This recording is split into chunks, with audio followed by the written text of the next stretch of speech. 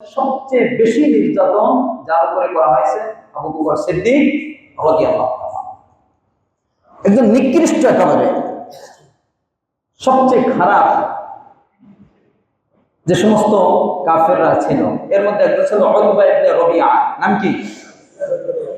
এ জুতা নিয়ে আবু বকর সিদ্দিক রাদিয়াল্লাহু তাআলা আনহু চেহারায় মারতে লাগলো, পাথর দিয়ে আঘাত করতে লাগলো, মারতে মারতে মারতে মারতে বেহুশ করে ফেলছে এবং চেহারা রক্তাক্ত করে ফেলছে।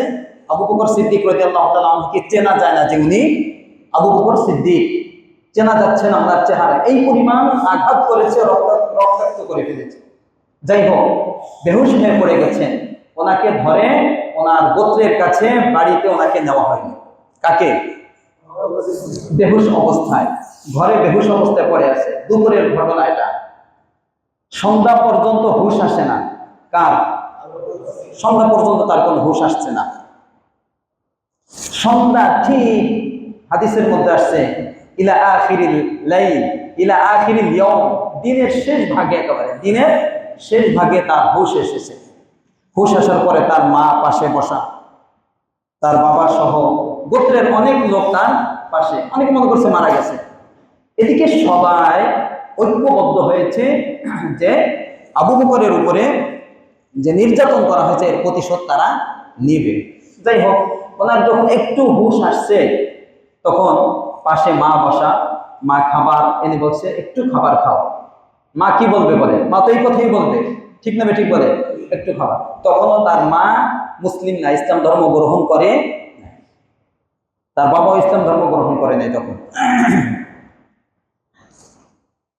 যখন খাবার আনলো তখন হুঁশ আসছে, একটু হুঁশ আসছে। এই হুঁশ আসার পরে প্রথম যে শব্দটি তার মুখ দিয়ে উচ্চারিত হয়েছে সেটা হলো ওয়াল্লাহি মা ফাআলা রাসূলুল্লাহ সাল্লাল্লাহু আলাইহি ওয়াসাল্লাম। তিনি প্রথম তার মুখ দিয়ে যে কথাটি আসলো সেটা হলো আল্লাহ রাসূলের অবস্থা কি? সুবহানাল্লাহ বলবেন না? আল্লাহ রাসূল কেমন আছেন? হুঁশ আসার পরে একজন মানুষে খাবার সামনে, মা খাবার খেতে বলতেছে, এদিকে তার কোনো ভ্রুক্ষেপ নাই। তিনি কি বলতেছেন? যে আল্লাহ রাসূল কেমন আছেন। ভালোবাসার গভীরতাটা কত বেশি, কতটা ভালোবাসতেন সাহাবা একরাম আল্লাহ রাসূলকে, একটু অনুমান করবেন আজকে। ঠিক আছে তো ইনশাআল্লাহ? আচ্ছা, এরপর তিনি, তার মা তার সামনে যে খাবার আনলো, তিনি খাবার দেখে দ্বিতীয় কথা যেটা বললেন, ওয়াল্লাহি লা আযুকু তুআমা ওয়ালা আশরাবু শারাবা হাত্তা আতা রাসূলুল্লাহ সাল্লাল্লাহু আলাইহি ওয়াসাল্লাম। আল্লাহর কসম খেয়ে আমি আবু বকর বলছি, মা, যতক্ষণ পর্যন্ত আমাকে আল্লাহ রাসূলের কাছে না নেওয়া হবে, আল্লাহ রাসূলের খবর যতক্ষণ পর্যন্ত আমি না জানবো, আমি নিজ চোখে যতক্ষণ পর্যন্ত না দেখবো, ততক্ষণ পর্যন্ত এই খাবার এবং পানীয় আমি আমার মুখে দেব না। সুবহানাল্লাহ বলবেন। ভালোবাসা দেখেন, এক এক পর্যায়ে দেখেন, কোনোভাবেই তাকে খাওয়ানো যাচ্ছে না। তার মা তো মুসলিম না, আল্লাহ রাসূল কোথায় আছে কিভাবে জানবেন? কথাটা বুঝছেন? যাই হোক, যে কোনো ভাবে অনেক বড় ঘটনা সন্ধান পেলেন। আল্লাহ রাসূল দারুল আরকামে আছে। কোথায়? দারুল আরকাম।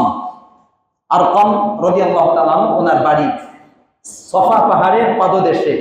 সফা পাহাড় চেনেন? আর যারা হজ করছেন, উমরা করছেন, সফার মারওয়া চেনেন না? সফা পাহাড়ের নিচে ছিল, এমন এক জায়গায় ছিল যে সকলে এই আস্তানা সম্পর্কে জানতো না। জানতে পারলেন, তখন এসে বললেন যে আল্লাহ রাসূল আছে, ভালো আছে। বলছে ভালো আছেন, আমি জানতে চাই না, আমি আল্লাহ রাসূলকে সচক্ষে দেখতে চাই। যাই হোক, কিভাবে যাবেন? পুরা শরীর রক্তাক্ত, বেহুশ, এখন মাত্র একটু হুঁশ এসেছে, কিভাবে যাবেন? দাঁড়াইতে পারেন না, হাঁটতে পারেন না, কিভাবে যাবেন তিনি? দুইজন লোকের কাঁধে হাত দিয়ে কোনো মতে শেষরিয়ে শেষরিয়ে আস্তে আস্তে আস্তে আস্তে আস্তে করে তার বাড়ি থেকে কোথায়? আল্লাহ রাসূল যেখানে অবস্থান করতেছেন দারুল আরকামে, তাকে নেওয়া হলো। দরজায় যখন নক করলেন, দরজা খোলা হলো। খোলার পরে আল্লাহ রাসূল দেখলেন আবু বকর সিদ্দিক চলে আসছে। আল্লাহ রাসূল দেখে নিজের অবস্থাকে ঠিক রাখতে পারলেন না, দৌড়ে এসে, হাদিসের ভাষ্য বলতেছি, আল্লাহ রাসূল আবু বকরকে জড়িয়ে ধরলেন।